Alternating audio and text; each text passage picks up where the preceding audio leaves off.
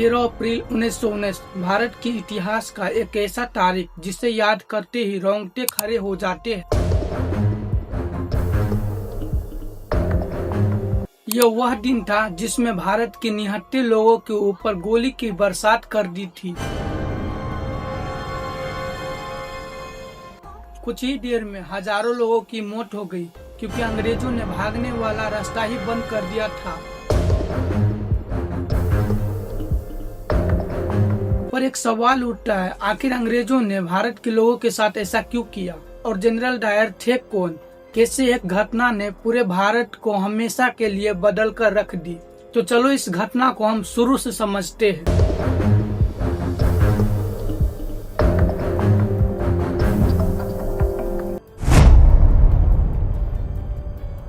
साल 1919 भारत अंग्रेजी शासन का अधीन था। प्रथम विश्व युद्ध समाप्त हो चुके थे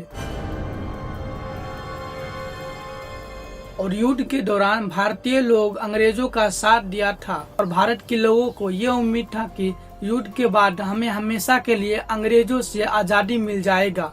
लेकिन होता है तो इसका उल्टा ही, और ब्रिटिश सरकार ने मिलकर एक नियम बना देता है जिसका नाम रोलेट एक्ट होता है।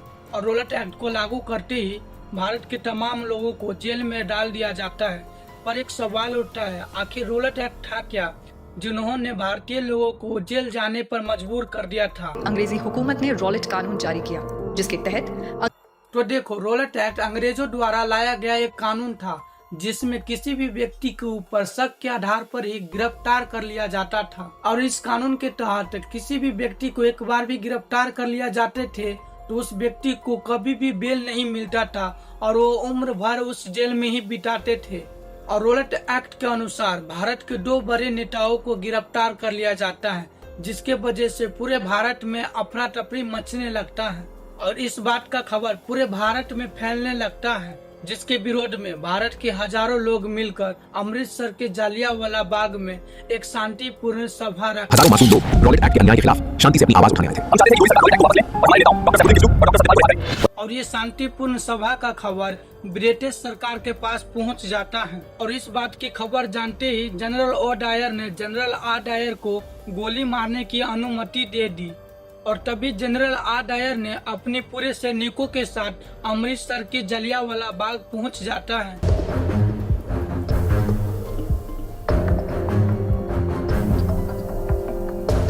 और सबसे मेन गेट को ही घेर लेता है और उसके ऊपर बड़े बड़े तोप लगा देता है और बाग में जितने भी लोग मौजूद थे उनके ऊपर गोलियों का बरसात कर देता है, जिसके वजह से बाग में बैठा सभी लोगों के बीच अफरा तफरी मचने लगता है। और तभी एक कुएं के अंदर सभी एक पर एक कूदने लगता है।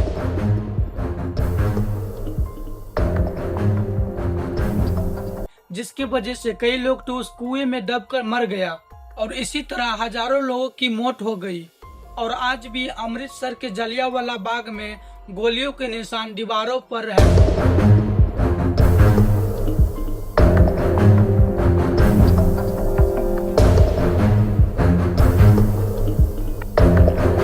तो दोस्तों, मैं उम्मीद करता हूं कि आप लोग इस वीडियो के माध्यम से अमृतसर के जालियांवाला बाग हत्या के बारे में अच्छे से समझ लिए होंगे। तो दोस्तों, आप लोग मेरी वीडियो को लाइक करके चैनल को सब्सक्राइब करना मत भूलिएगा। अब हम मिलेंगे नेक्स्ट वीडियो में नेक्स्ट टॉपिक के साथ। जब तक के लिए जय हिंद।